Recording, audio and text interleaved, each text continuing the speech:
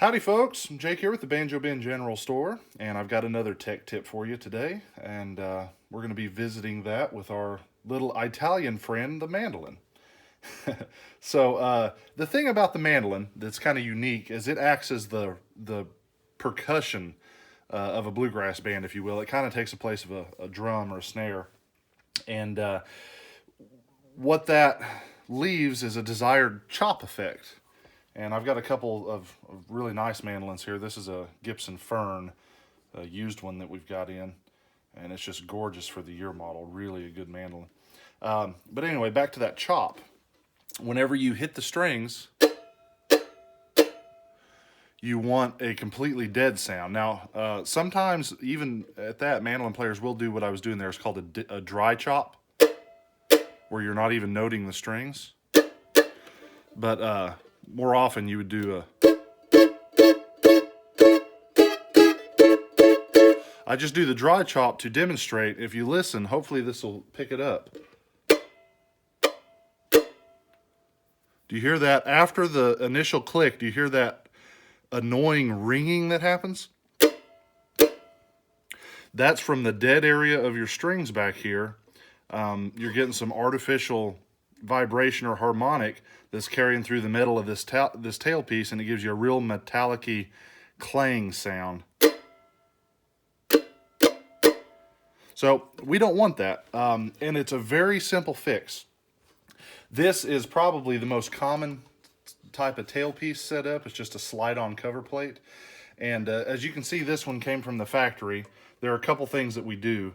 This one came this way. It was already bent up here. A lot of your cheaper mandolins, they'll have it just straight into the strings, which isn't a bad thing. It doesn't always cause issues, but if you pull this cover plate off, and like you can put it on the edge of a table and kind of bend it up just a little bit, being careful not to break it. I mean, I'm just talking a little bit. Actually, this one from the factory's got more of a bend than I would typically do myself. I kind of just get it just above the strings. But that's all fine and well. That's not hurting anything. What we want to do, essentially, is kill this area of the strings. We want to dampen the vibration.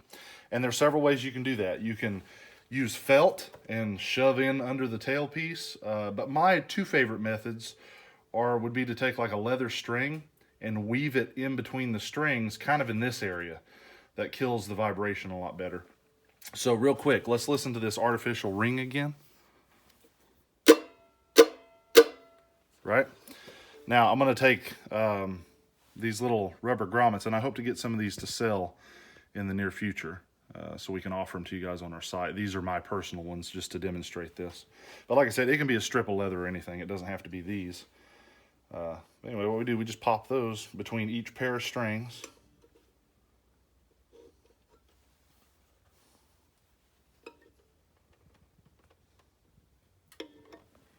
Like that.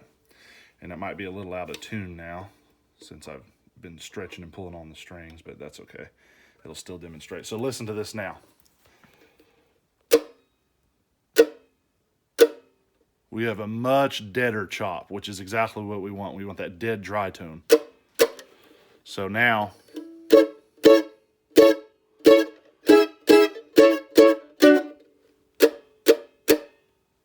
I am getting some ringing off of my tool bench here, but that's not the mandolin. Mandolin's very dead now. So that's like the cheapest, easiest way to significantly improve the tone of a mandolin. And I thought it was interesting. I got this Pava out here. There's all different kinds of tailpiece types. Your solid tailpieces and stuff like that still need a dampening system, like these harmonic suppressors. That's what you would technically call it, is a harmonic suppression system for all of us educated folks using big words. This Pava I found was interesting. These are great mandolins, and as you'll hear, it's already got a really dry, dead chop. And when you examine, this is a hinge tailpiece. When you look under there, see it's already got those grommets built in. We got two big rubber O-rings that the strings rest on.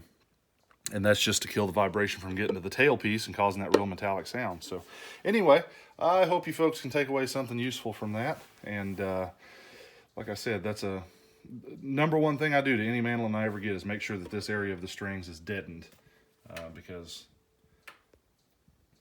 it just sounds much better that way. So thanks a bunch, folks. We appreciate you like always, and hope you can take something away from that. And we'll catch you next time.